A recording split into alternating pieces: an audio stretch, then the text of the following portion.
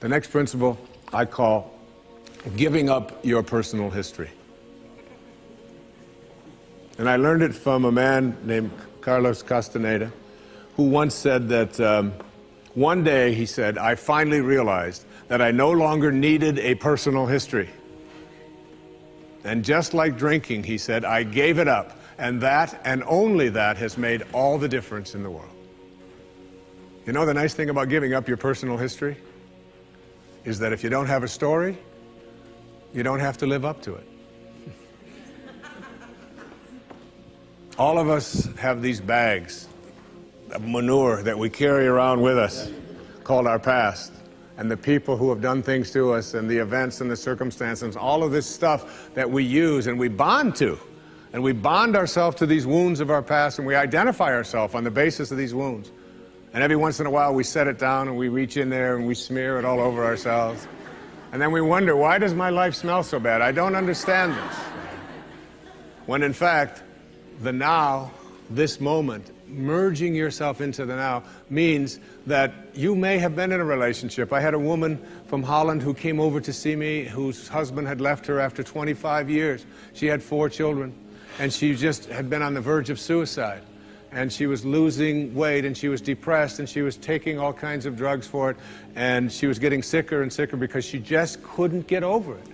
And she came to a book signing that I was doing at a bookstore down in Florida. And she said, you've got to say something to me. You've got to say something to me that will help me to get over this. And I told her this line. I said, give up your personal history. Merge yourself here, now, into this moment. And those 25 years are something, if you want to understand how to do it, think of your past as, oh, this hat. And this is your past. Now, you can't just set this thing down over here and walk away from it and give up your personal history, because you'll always have it there to look back at. What you do is you pick up your past and you embrace it. You understand it, you accept it as, I had to go through these things that I had to go through in order for me to get to this place today, and the evidence for that is that I did. You don't need any more evidence. You did. And then you toss it. You toss it. You embrace it and you toss it. And you merge into the now by giving up your attachment. And some of you have heard me use the metaphor of the wake. Alan Watts talked about the wake is not what drives the boat. The wake is just a trail that is left behind. That's all it is. And so is the wake of your life. And the wake doesn't make the boat go, and neither does the wake of your life, the reason why your life is going in the direction that it is. The wake is a trail that is left behind, and it's an illusion to believe that it is the cause of your suffering or your struggles or your difficulty. Give it up. Let it go. Embrace it, understand it, get help doing that if you must, and then move into the now. The next principle I call, it's from a line of Albert Einstein. He said, you can't solve a problem with the same mind that created it. In order to work at solving these things called problems in your life, you have to change your mind. It is your mind where they live. It is your mind that created them. There is where you experience them. They're all illusions. You must change your mind. Literally rewrite your agreement with reality. One of the things I had said earlier is that one of the most difficult things to do in the world is to admit that you were wrong. Admitting that you were wrong is nothing more than saying, I have been making choices with my mind that have created things in my life that are not working. And I no longer intend to continue making those choices. I was wrong. You don't have to make a declaration of it. You don't have to go out and feel guilty about it. You just simply say, it didn't work. The relationship that I was in before, I behaved in these ways. I didn't realize that it wasn't working for me. Now I do, and this is where I choose to be now. The secret of a successful relationship is, to me, understanding that you put your attention and your energy in a person on what you love rather than what you don't love. Robert Frost said it so beautifully. We love the things we love for what they are. For what they are. Not for what they ought to be, not for what they used to be, but for what they are. So when you look into the eyes of a person you're in a relationship with, whether it's your children, you catch them doing things right as much as you possibly can. That's oftentimes takes a lot of hunting, but you'll find it. And when you think that my relationship isn't working, remember, it's in my mind. What am I thinking about that person? And if I could just change my mind and put my thoughts on what I love about this person and keep them there, that makes the relationship flourish. And there are people who go through their entire relationship history with no anger, no hatred, no bitterness, and only love. The next principle is, I call it treating yourself as if you already were what you would like to become.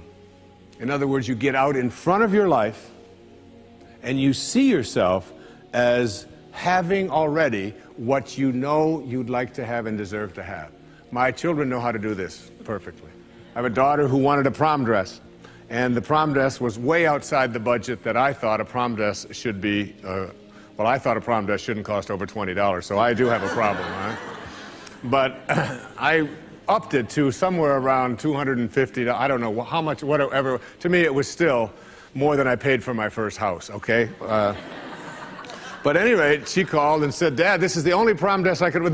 I've got to wear this prom dress. If I don't wear this prom dress, it's just on and on and on with this wonderful. You know, I saw a wonderful book about how to raise teenage daughters.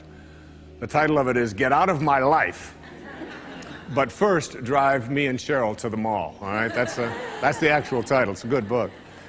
And so I told Serena, I said, it's just beyond the budget. I've got a certain amount of money that I'm willing to put for it. And she said, but I've already seen myself wearing it. I've already tried it on. I have a picture of myself in the dress in my living room, and I've already showed it to the guy who's taking me to the prom. I mean, it was this whole thing about, and she already saw herself in it. I said, well, if you see yourself in it, then you're going to have to also see yourself as earning the difference between what I'm willing to pay. And she drew up a contract. She went onto the computer, and on the background of the computer, you know, where they have these little background things they put on, there was 500 pictures of the dress, all right? And she signed a contract and said, I'll babysit, I'll do this, I'll do that, and I will pay the difference. And she did, and she wore the dress, because she understood that you treat yourself as if you already are what you'd like to become. There's a genius in you. You have to treat yourself as if you already were that genius. There's something you're completely capable of. See yourself as already there. Then you'll act upon those thoughts, because the ancestor to every action, said Emerson, is a thought. The next principle is called treasuring your divinity. Treasuring your divinity. There's a wonderful observation that I saw from Emerson in Self-Reliance. It's about trusting your divinity, knowing that you are connected to your source, knowing that you are a divine creation and that there are no accidents. He said, a man should learn to detect and watch that gleam of light which flashes across his mind from within, more than the luster of the firmament of bards and sages. Yet he dismisses without notice his own thought, because it's his own. In every work of genius, we recognize our own rejected thoughts. They come back to us with a certain alienated majesty. We often reject our thoughts, and we see the things that we think of as grand and as genius, and we reject them because they're our own. Treasuring our divinity instead of being terrified of it. Knowing that I am always connected to my source. There is no way that I cannot, because it is in you, and I am in you, and you are in me, and you can never be separated from it. There is no place that this source is not. It grows everybody's fingernails. It beats everybody's hearts. It digests everybody's foods. It opens all the flowers, and you're always connected to it. And finally, the last principle I call wisdom is avoiding all thoughts which weaken you. You know, every thought has an energy, just like everything else in the universe. And if you have a thought of shame, it will weaken your muscles. And what is your heart but a muscle? If you raise a child who believe in shame and feel ashamed of themselves, every time they think that shameful thought, they will be weakened. And if you have a thought of fear, and if you have a thought of stress, and you have a thought of anguish and anxiety, all of these thoughts and many more are the thoughts that will always weaken you.